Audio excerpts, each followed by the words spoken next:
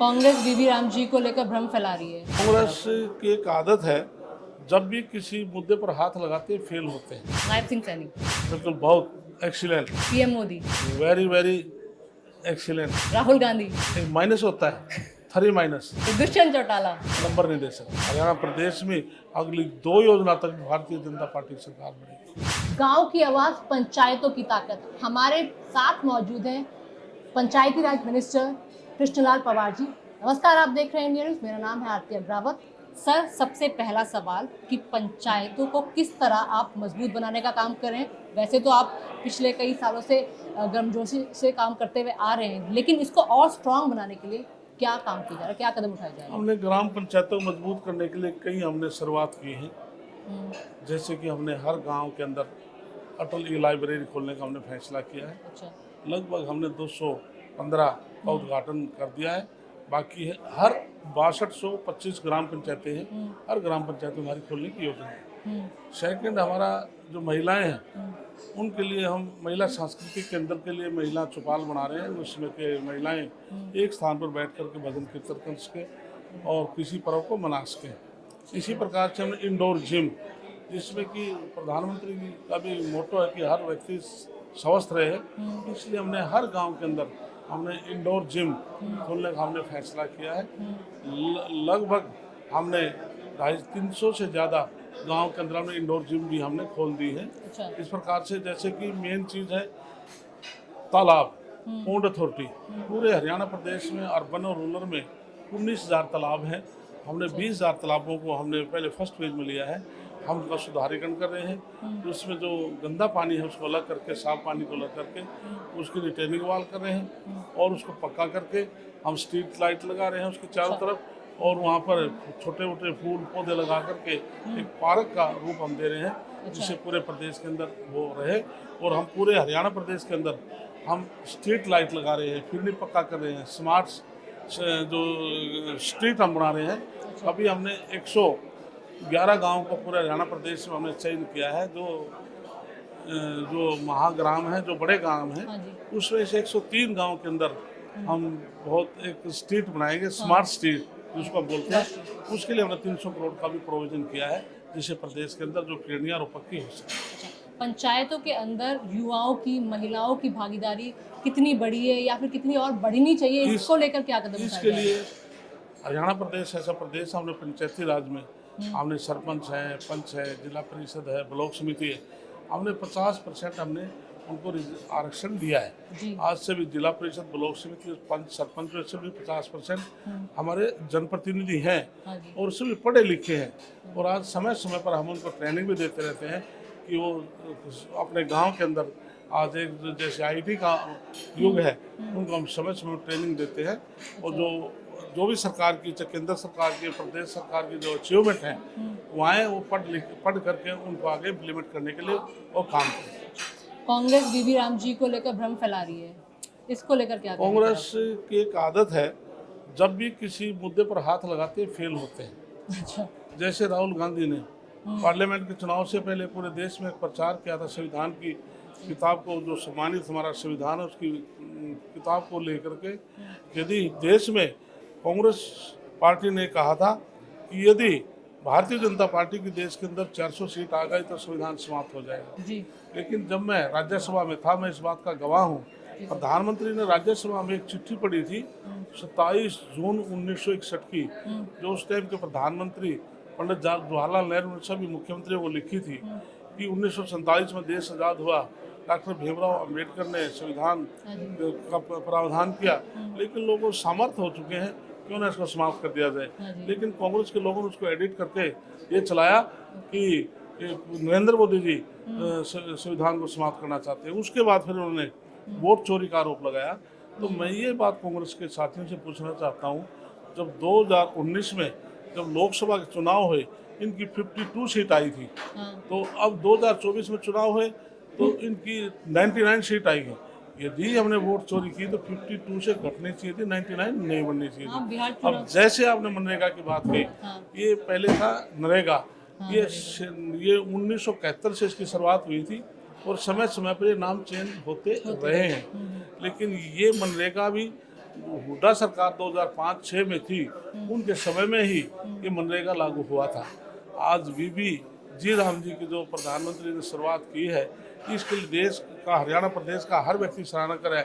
जैसे हम सुबह उठते हैं, एक दूसरे से राम राम जी करते हैं, किसान खेत में हल जोत रहा है तो राम राम जी करते हैं, हम मुसीबत में जब कोई व्यक्ति आता है तब भी राम का नाम लेता है। इसलिए जी राम जी नाम रखा है। और इसमें जो श्रमिक भाई हैं उनको पूरा स्कोर किया है। कोई श्रमिक यदि अपनी जॉब के लिए अप्लाई करता है, 15 दिन में उसको जॉब नहीं मिलेगी तो उसको 100 रुपये इंसेंटिव उसको दिया जाएगा। अच्छा। यदि 15 दिन के बाद उसको समय ज़्यादा हो जाता है, 20 दिन हो जाते हैं, 25 दिन हो जाते हैं, उसको 200 रुपये उसके खाते में चले जाएंगे। अच्छा। इसके साथ साथ उनको 60 दिन का अवकाश भी दिया है। 60 दिन वो जैसे गेहूँ की कटाई है, बिजाई है, जीरी की कटाई है, बिजाई है, उसमें काम कर सकते हैं।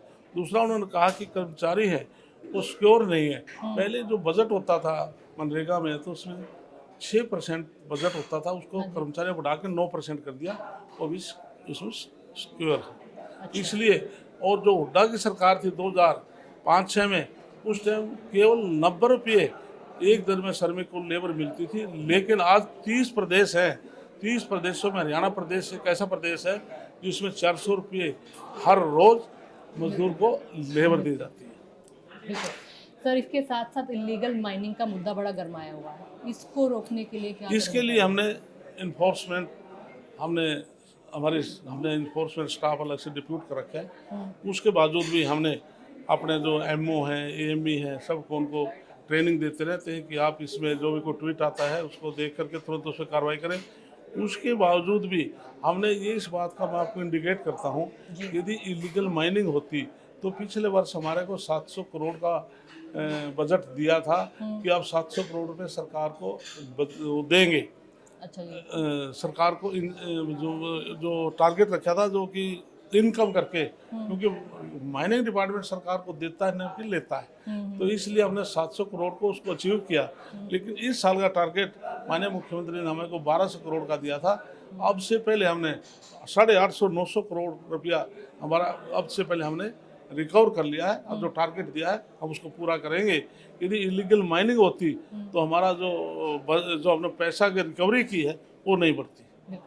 और अभी हाल ही में बजट आया है, अब आगे आने वाले समय में हरियाणा का भी बजट आने वाला है, इसको लेकर क्या कदम सरकार की तरफ मैं नायब सैनिक का विशेष तौर से मैं धन्यवाद करता हूँ कि जिन्होंने परी बजट के लिए सभी 90 विधानसभा के साथियों को बुलाया। और नहीं आए अलग चीज़ है, लेकिन चाहे किसान वर्ग है, चाहे उद्योगपति हैं, चाहे श्रमिक हैं, अलग अलग लोगों से मिलकर के इन्हें चर्चा की है। और पिछला जो बजट आया था उसमें 275 नए सुझाव डाले थे। और अब भी जो पूरे प्रदेश में इन्होंने दौरा किया है तो अब के बारे में नए सुझाव डाल करके बजट को, अच्छा बजट को पेश करेंगे। सर, जो आम बजट में कहा गया है कि किसानों के लिए एआई टूल की बात की गई है, डिजिटल का ज़माना है, अब तो एआई भी आगे आ गया है, तो इससे हरियाणा के किसानों को क्या फ़ायदा होने वाला है? मैं कहता हूँ हरियाणा प्रदेश एक ऐसा प्रदेश है जो किसानों को बहुत बड़ा सम्मान है। 24 जो फसलें हैं हमारे एमएसपी खरीदी जा रही है, पूरे देश में नहीं है। इसलिए प्रधानमंत्री नरेंद्र मोदी जी देश के पहले प्रधानमंत्री किसान सम्मान निधि के हिसाब से पूरे देश में पैसा दे रहे हैं। इसलिए किसान, हरियाणा प्रदेश और किसान है बहुत सुरक्षित है।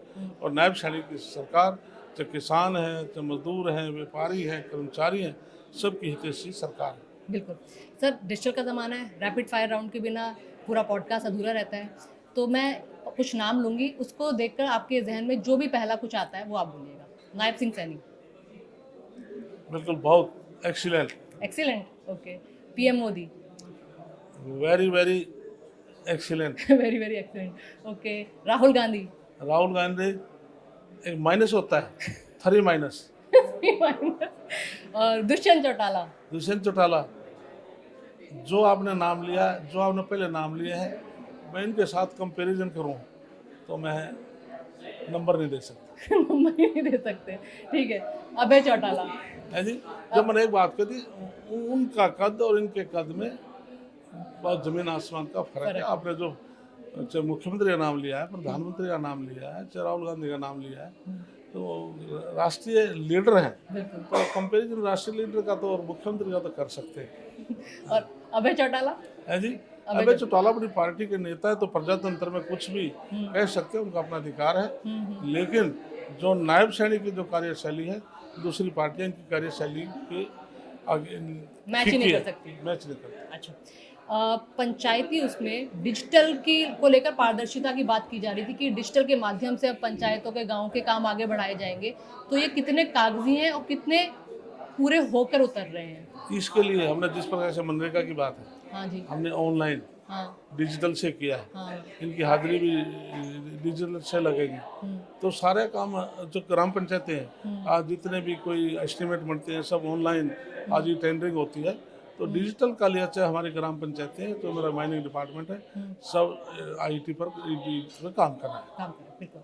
और निकाय चुनाव, आगे आने वाले चुनाव के लिए क्या तैयारी है आपकी तरफ से? इसके लिए जब भी हरियाणा प्रदेश में तीसरी बार आज भारतीय जनता पार्टी सरकार बनी है, और मैं इन एडवांस आपको कह के जा रहा हूँ, जैसे गुजरात में 25 साल 5 योजना लगातार भारतीय जनता पार्टी की सरकार बनी, नरेंद्र मोदी मुख्यमंत्री बने, हरियाणा प्रदेश में अगली 2 योजना तक भारतीय जनता पार्टी की सरकार बनेगी। इसलिए निकाय के जो चुनाव है निश्चित तौर से 5 स्थानों पर है, वहाँ पर हमारे मेयर हैं, से हमारे नगर पालिकाएँ हैं, नगर परिषद है, नगर निगम है, सभी जगह हम मेजोरिटी में एक तरफा चुनाव जीतेंगे। समय की थोड़ी कमी है, लेकिन बड़ी बेबाकी से हमारे सारे सवालों के जवाब कृष्णलाल पवार जी ने दिए हैं, और एक डिजिटल अंदाज में भी, एक मजाकिया अंदाज में राहुल गांधी और दुष्यंत चौटाला पर जो टिप्पणी है वो ज़रूर वायरल होने वाली है। नमस्कार।